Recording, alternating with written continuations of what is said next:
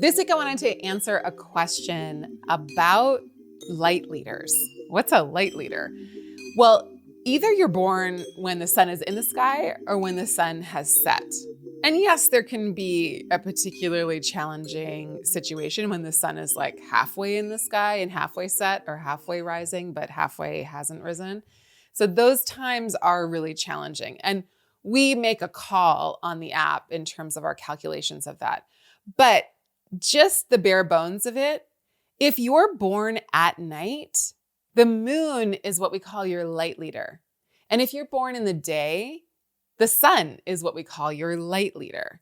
Now, the moon and the sun are always going to be super important for everyone, always. They are the luminaries. They are above and beyond kind of a lot of other things in your chart. They are so important. It's like our life force and our body that is animated by our life force. The moon is our body, our emotions. It is the vehicle through which our spirit, our sun, our divine light, it moves through the body and has a physical human experience because we have a body. That's the moon. And the sun is that, spark of divinity that we get to embody through this physical apparatus. So sun and moon, so important. Always, always, always. That's where I start in the chart. But when I read somebody's chart, I look to see, are they born at night or are they born during the day? Is the sun above or below the horizon, above or below the ascendant or the descendant? So even if it's just above the ascendant, I read it as a day chart. Even if it's just below the descendant, the horizon, I read it as a night chart. A lot of astrologers, we can talk about this until the day is done and then some. But we have an app, so we had to make a call. So if your sun is just below the horizon, we say that it's a night chart. If your sun is just above the horizon, we say that still a day chart. So somebody wrote in and said, how can I be a night chart if I'm born at 6:30 in the morning? Well, it's because the sun hadn't officially popped up yet. So it's not that it's not technically what we would think of as daytime, but in some places in the world, 6:30 in the morning, in some parts of the year, like fall and winter, that's not going to be sunrise yet. The sun will have not officially come up. Even if it's dawn, even if we're getting some light, the sun is still below the horizon. On the app, we still consider that a night chart. And if I was giving you a reading, I would too. And, you can hedge your bets and kind of look at stuff, in this way and that way. But I like definitive rules. I don't know. Call me a purist, maybe, but that's how I do astrology. I like having definitions. So this is what you need to do. You need to go to the Chani app and you need to look at the app and look at your chart, look at the me page. And if you look at your sun and look at your moon, one of them will say, this is your light leader. You have a day chart. The sun is your light leader. You have a night chart. The moon is your light leader. So this is what I do in readings.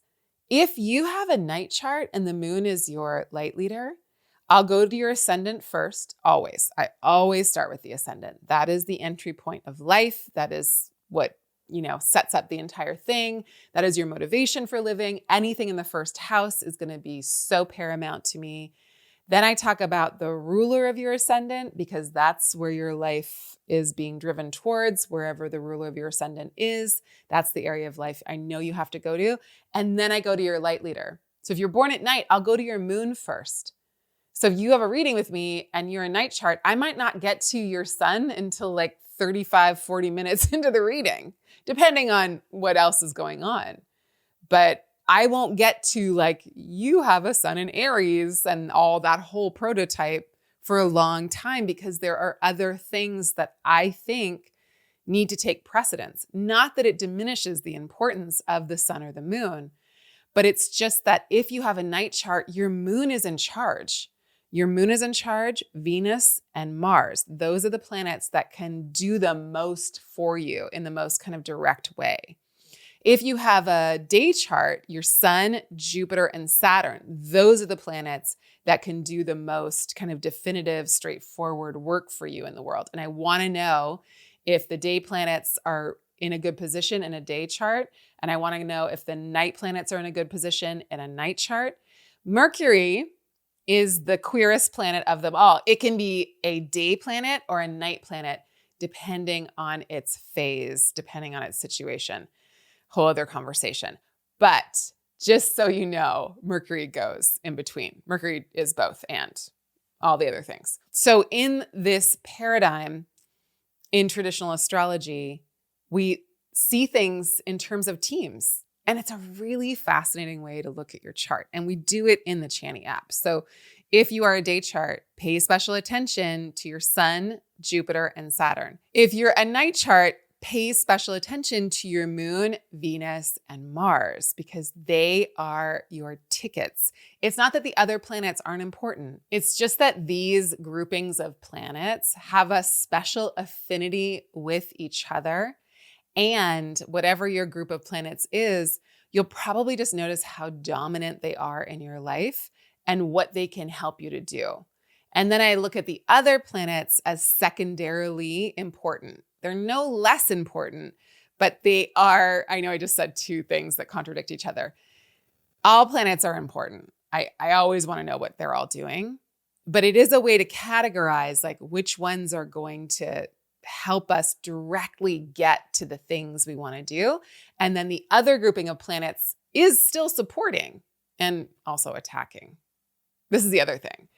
If you have a day chart, Jupiter is your best planet. If you have a night chart, Venus is your best planet. So if it's already in good condition, that is extra good for you. If you have a day chart, Mars is your hardest planet. If you have a night chart, Saturn is your hardest planet. And if those are already in tough conditions or doing hard things in your chart, that will be extra hard for you. In traditional astrology, there's always both sides. Always. We don't get out of anything. It's a little hardcore. Okay, well, I hope that was helpful. Let me know if you've got more questions about day and night charts. It's a fascinating subject. It is a fascinating paradigm and a whole teaching tool in traditional astrology. One of the reasons why I'm obsessed with traditional astrology, because it gives us all of these different demarcations and helps us to understand the qualities of each thing that we're looking at. And every chart is so specific. So like Venus in your chart is not the same as Venus in my chart, because if you have a day chart, if I have a night chart, it's functioning differently.